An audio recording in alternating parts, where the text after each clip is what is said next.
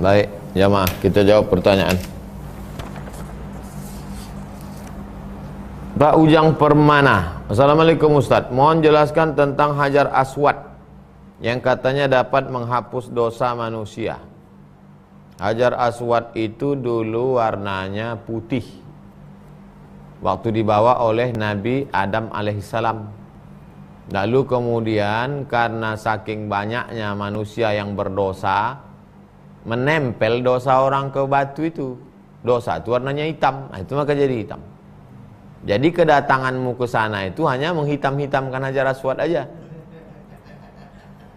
Tapi tidak ada disebut di situ bahwa makin banyak mencium Hajar Aswad berarti dosanya tercabut, tak ada situ.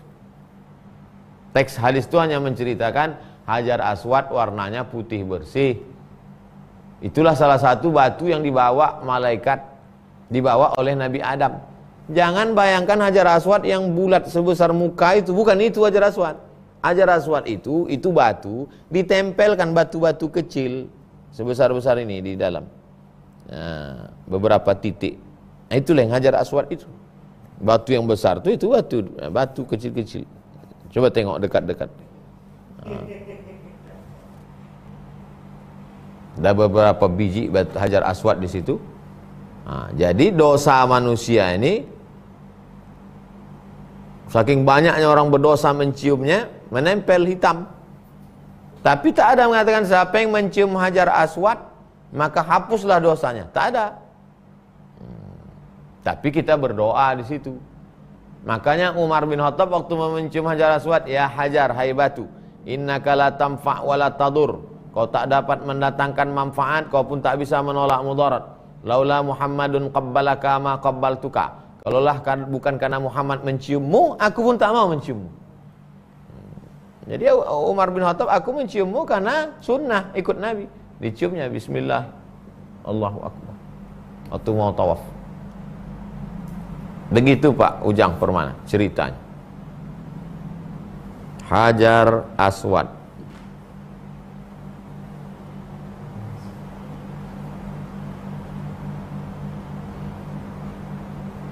Tulis di situ Hajar Aswad, nampak ada beberapa batu kecil-kecil di dalam.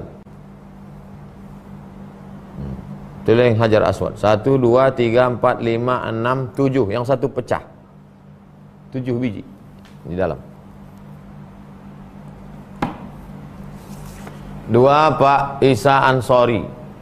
Ustadz, apa hukum mengambil dan memakan sesaji yang diperuntukkan ke sesembahan selain Allah, baik berupa buah-buahan dan hewan ternak yang masih hidup?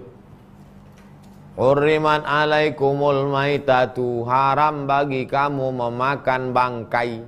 Bangkai maksudnya hewan mati tak sempat disembelih. Kambing ditabrak truk mati, bangkai. Wadamu, darah. Ada sajian situ darah, tak boleh. Walahmul khinzir, daging babi. Wal munkhaniqatu, binatang tercekik. Wal mauquzatu wal mutaraddiyatu wan natihatu, tercekik, tertembak, tertombak, tertanduk. Wa ma akalas sabu'u, binatang yang diterkam binatang buas. Kambing diterkam oleh anjing hutan, mati, haram dimakan. Binatang kambing ditombi panah dari jauh sebagai sajen untuk penjaga hutan, mati, haram dimakan. Innamal khamru, sesungguhnya khamar, wal maisir, judi, wal ansab, binatang dijadikan sebagai sembelihan berhala, haram dimakan. Aku sembelih kambing ini untuk berhala, wahai berhala, tolong jaga kami dari COVID-19. Kata berhala, aku aja udah bersin 3 hari 3 malam.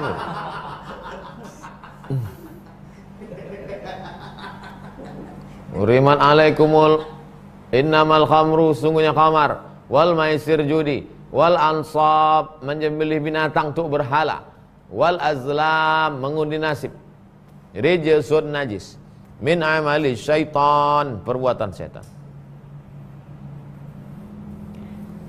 Bagaimana hukumnya memakan buah-buahan Pak Ustadz? pulang sekolah, singgah di kuburan kawan kita, kuburan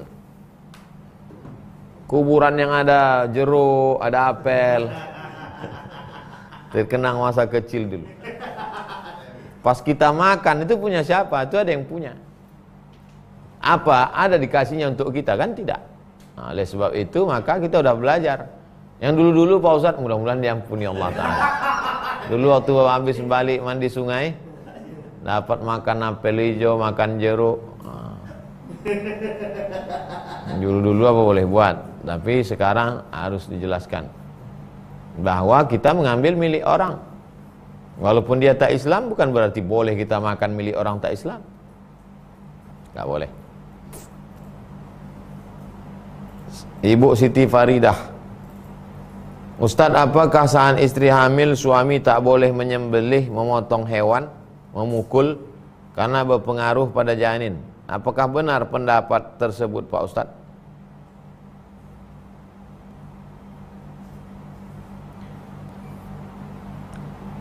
Kalau ada orang Islam meyakini bahwa dia menyembelih ayam dengan nama Allah, Bismillahirrahmanirrahim, Akbar, mengikut perintah Allah, mengikut sunnah Rasulullah SAW, tapi dia tak mau melakukan itu karena takut berefek kepada anaknya, rusak akidahnya.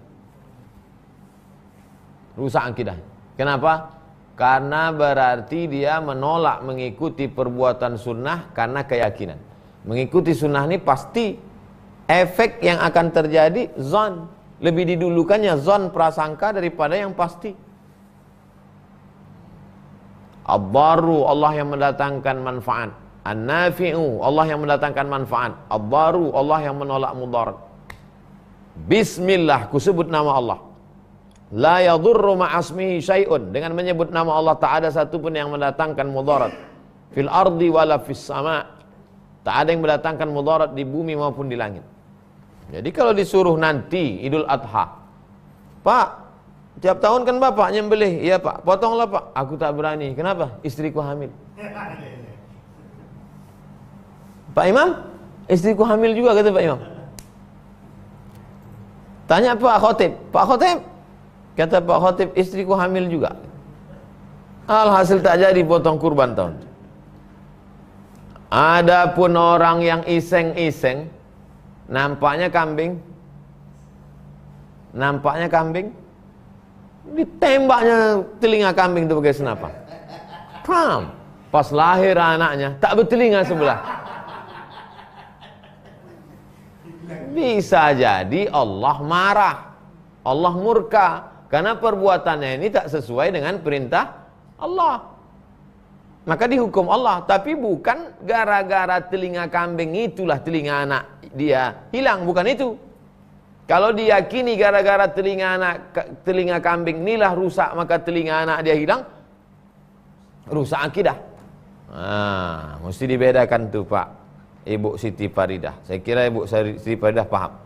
Kalau perintah Allah menyuruh menyembelih dengan ikut sunnah Rasulullah, laksanakan. Tapi kalau mengganggu-ganggu binatang, digigit sama nyamuk, ditangkapnya nyamuk itu, dicopotnya kaki-kaki nyamuk. Tidak, kita kalau mukul nyamuk mengikut sunnah, pukul sekali, mati.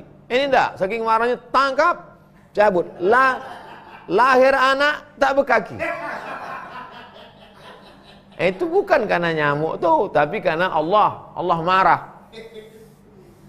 Allah marah karena kau tak ada kasih sayang, menyakiti makhluknya. Bisa aja terjadi.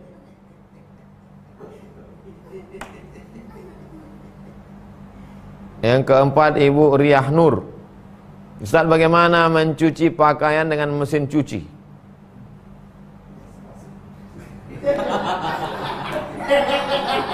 Apakah baju yang dipakai saat tidak suci dapat langsung dicampur dengan yang lain? Ambil semua baju-baju kotor segala macam, masukkan. Tapi kalau ada, maaf, kotoran anak kecil, buang dulu. Yang belum buang dulu bersih. Udah, habis itu masukkan deterjen. Habis itu masukkan air. Pandai Ustaz nyuci. 4 tahun di Mesir mencuci. 2 tahun di Maroko. Di Sudan beberapa bulan mencuci. Setelah itu keringkan. Setelah kering, siram lagi pakai air bilas. Jangan habis itu langsung jemur. Sekali kocek tanpa bilas, najis. Ustaz tak bilas. Bilas dulu. Siram lagi pakai air penuh, baru putar sekali lagi untuk membilas. Dah, habis itu bilas sekali lagi sampai nampak. Sebetulnya sekali itu pun udah cukup. Bagusnya lagi disiram satu-satu. Untuk pengering. Kering kan? Itu kan ada pengering cepat. Siram satu-satu. Tapi sebetul kalau untuk cukup sekali bersih tadi sekali lagi udah. Tapi kalau mau bersih, mau suci betul, baru bersih. Kalau dia bersatu di situ bekas kencing anak, kebetulan ada anak kecil umur 1 tahun 2 tahun, kencing anak situ bekas apa, situ bercampur. Habis itu memang wangi dia tapi najis, bercampur najis. Intinya dibilas. Intinya dibilas. Kasih tahu sama bibi. Kasih tahu sama pembantu kita. Jangan perlakukan pembantu itu macam budak hamba sahaya. Kasih tahu dia baik-baik. Kasih tahu dia baik-baik. Kalau tidak kasih tahu dimarah nanti dibilangnya udah, rupanya belum. Itu Bu Riah Nur. Terakhir Pak Denis. Ibu Denis. Saya tinggal di Eropa. Sholat Isya masuk jam 23. Subuhnya jam 3.30. Bagaimana mengatur waktu tidur?